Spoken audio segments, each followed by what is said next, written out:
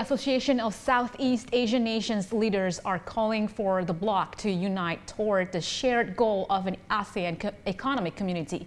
ASEAN has the advantage of Southeast Asia's vast regional potential, along with China's One Belt, One Road initiative.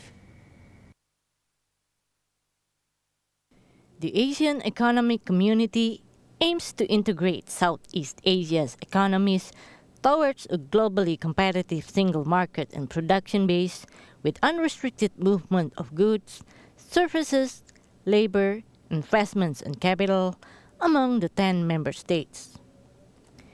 The AEC has now entered its second year in spite of initial teething problems. Therefore, Asian members should tighten cooperation to maximize the region's resources and fully establish the AEC by 2020.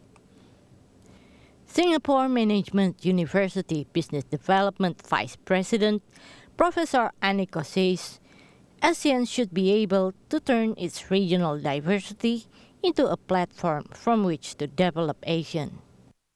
Of the countries within ASEAN should come together and recognize that there are a lot of diversity. So the challenges is also the potential.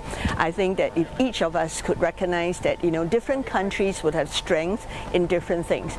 Production hubs need not be distribution hubs. Distribution hubs need not be trading hubs. So we should leverage on the respective strengths of each of our countries. And big domestic markets are great for intra-regional trade as well. So I think we need a stronger secretariat, and we need all of us to come together and make sure that the 5 pillars towards the AEC could be achieved.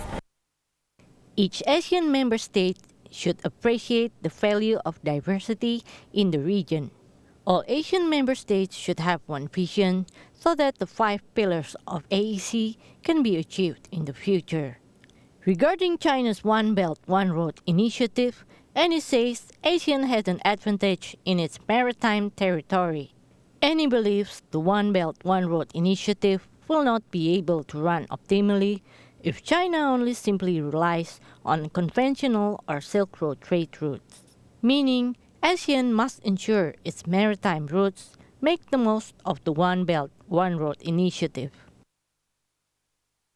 I think when China talks about its One Belt, One Road initiative, China is eyeing ASEAN in a big way because the One Belt and One Road will not be complete if it's only looking at the land interconnectivity. The sea interconnectivity is where ASEAN has our strength. So I think we should come together with one voice. Different countries in ASEAN should not be lobbying for China's support on their own. I think China finds ASEAN very attractive if the emerging markets in ASEAN could work together with the more developed markets in ASEAN. And intra-regional ASEAN trade should then be beefed up. China sees ASEAN as a major regional player, reaffirms the need for ASEAN to have one voice regarding the One Belt and One Road initiative, meaning bilateral dealings with China by any one member is strictly forbidden. And he says ASEAN should optimize its regional trade to prepare itself to negotiate with China as a single voice. China's One Belt, One Road initiative will have land and maritime trade routes with the planned maritime route passing along a number of Asian countries. The initiative is expected to boost cooperation within ASEAN, particularly in infrastructure, and to accelerate growth within the bloc and throughout the rest of Asia.